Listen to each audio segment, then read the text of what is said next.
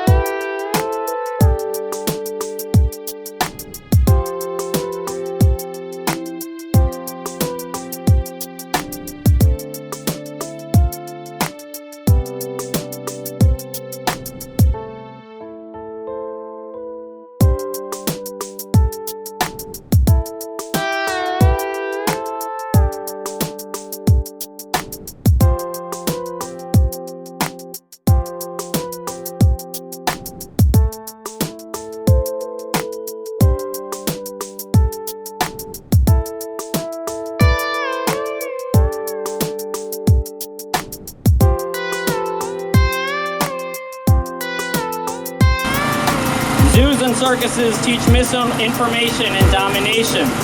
Not anything we should be teaching our children about animals.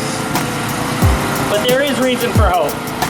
Nearly 40 towns and cities in the United States and 30 countries worldwide have banned or restricted the use of exotic animals in circuses. Los Angeles became the first major metropolis to pass a de facto ban on elephants in circuses by banning bullhooks, the instruments used to prod and intimidate them into performing, and to beat them if they fail. There is a silent Holocaust happening right now under your nose, and these beautiful silent beings cradled in our arms here are some of its victims.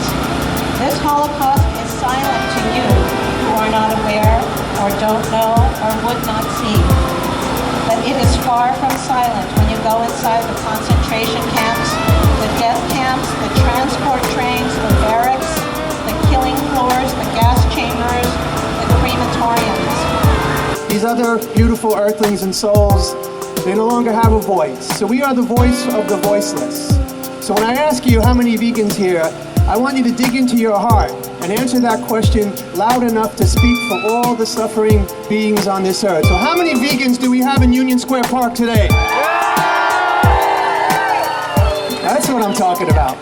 All around this park are sparrows. And sparrows wound up here because somebody got the idea back in the 1850s to let loose a couple of pairs of sparrows in the Greenwood Cemetery over in the People's Republic of Brooklyn. And these tiny little birds had to figure out how to survive here in North America. Well, at that time, they used horses to pull funeral carts through the cemetery. Of course, if they did that now, we'd go in and shut them down, but I digress. So the sparrows figured out that they could pick out the hay seeds from the horse droppings. And this enabled them not only to survive, but to thrive. And they are now ubiquitous across much of the North American continent. So the lesson here for us is that when we live in a culture that feeds us practically nothing but horse shit, it's our responsibility to pick out the hay seeds that enable us not only to survive, but to thrive and to help other beings on this earth. Because we are surrounded by horse shit, or as it's more commonly called, bullshit. And there was a woman who stood here almost 100 years ago by the name of Emma Goldman. Anybody hear of Emma Goldman? Can I get a raised fist for Emma Goldman? And standing here, she said the most violent element in any society is ignorance. So we have to challenge the bullshit and break through the ignorance in ourselves and in others.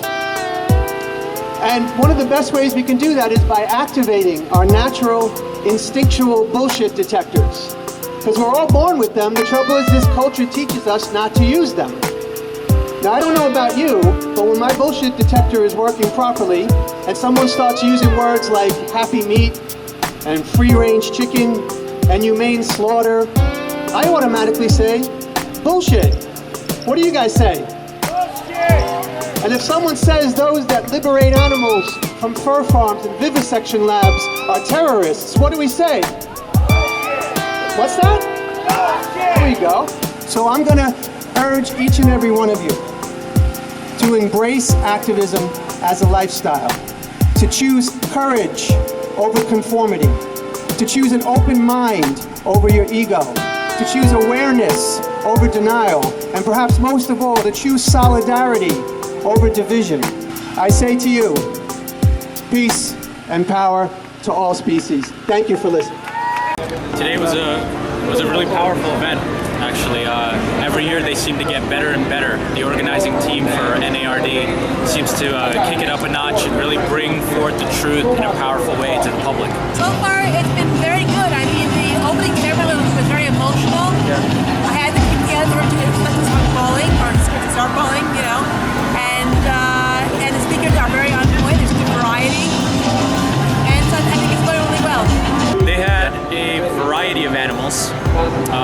turtle, they had a chicken, there was a goat.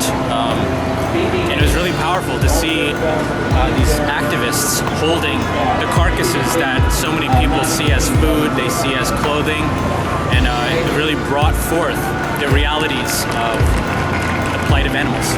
There was chickens, there was possum, there was birds, there was fish there as well. That's what I saw. They had mostly kind of birds, chickens, roosters, turkeys. They had a goat, they had a frog, they had some different fish, a lot of smaller animals, but the largest animal that they had was a goat. Is this your first time coming to this event? This is actually my second time here. Last year it was on June 10th, and that was the day I went vegan. I was a vegetarian, but I read some of the literature and I learned about the dairy industry in particular, and I wept and I swore off animal byproducts, and I've been vegan ever since. First time at this event, yeah. No, I've been here before. I was part of the team that first organized it years ago. I haven't participated in that since, but the team that is organizing it now is doing a fantastic job. They're really doing a service to animals in New York City. Every time I tell someone that I'm a vegan, sometimes I get a laughter or they don't understand. Right. And they're kind of confused. They think is vegans eat tomatoes and a bottle of water, Right. and that's all. Yeah, I mean they react to it? the widespread general conception is that the vegan lifestyle is one of limitation. It's of deprivation, but in fact the opposite is true. It's a life of abundance, and I've gotten more out of being vegan than the animals have from me being vegan. I've been rewarded time and time again in all facets of my life, my health, my mental clarity, the choice of foods that I get to eat now. I get to experience new clothes, new stores, a wide variety of products from shampoos, soaps, and I've benefited in every way. And I would say to everyone, please give it a try and go vegan today. Usually the question that I get is, what do you eat? And I'm like, everything, just use your brain. I eat everything except, animals, corpses or their excretions or their ovulations, really. But I eat a lot of more vegetables than I ever used to, but I eat like pasta, probably more than I should. Beans, I don't know, I like to keep it interesting with spices. I want to say that, it's important to go vegan because it's not just a personal choice. The factory part of the industry is one of the major contributors to climate change. It's just about you and what you want your place about us and the earth. And the animals. The animals, they're all puppies. If you ever meet a cow, it's like a big dog. It's like the most lovable thing going. So I think we got to know the animals and be like, you know what? I can't do that. It's about doing the right thing. I think that even if you don't necessarily practice compassion for animals or just feel like a kinship with animals, veganism can really speak to people on levels of health, on levels of decolonizing the body, and on levels of sustainability. I mean, we're living in like a climate change epidemic right now, and I really think that people need to make those connections between how things are produced and how that affects our environment.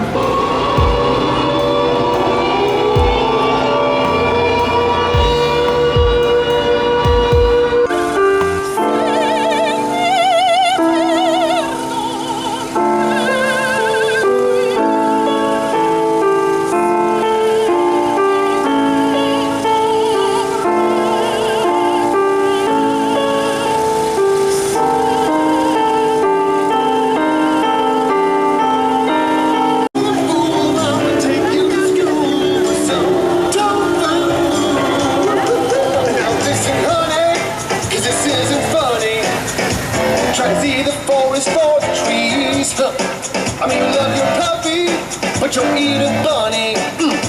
You got moral inconsistencies. I picked in the food. I had to die for you. You're eating Bambi with a nice Chianti. I got some news for you. Yeah, go run and tell your girl Paula Deen.